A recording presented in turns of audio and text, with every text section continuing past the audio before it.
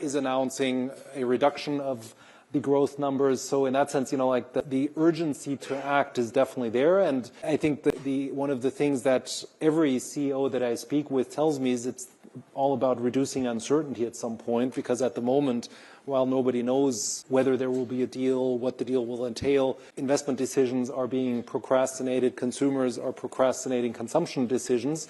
So at the end, from that perspective, it's bad for everyone.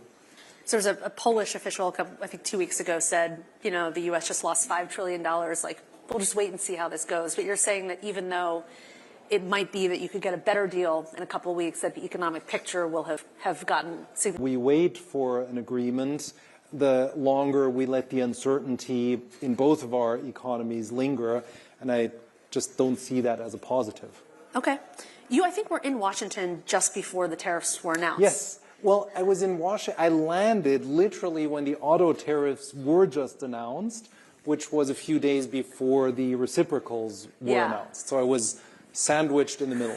Perfect. Autos are what % of the German industrial economy? But did you, in talking to administration officials, did you get a sense that they were going to do what they did? Like, what do you think they were trying to accomplish? It was very clear that the window to talk about what would be announced on the 2nd of April was closed.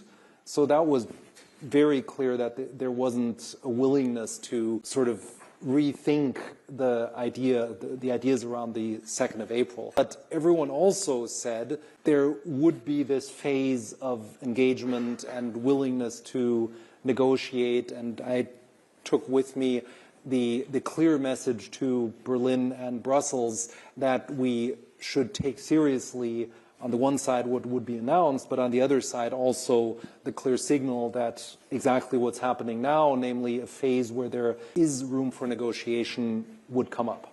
And how much of the negotiation is going to happen at what's the Brussels versus Berlin? Brussels to Berlin to Paris to, how is that going to happen? Brussels. Okay. The European Union is completely clear. It's one of the very few policy areas that's completely delegated authority. Brussels is speaking on our behalf, and the endorsement procedure afterwards is such that, as in the United States, many international agreements then have to get ratified, and it's the same way in Europe, where the European Union negotiates and then the member states have to agree to it.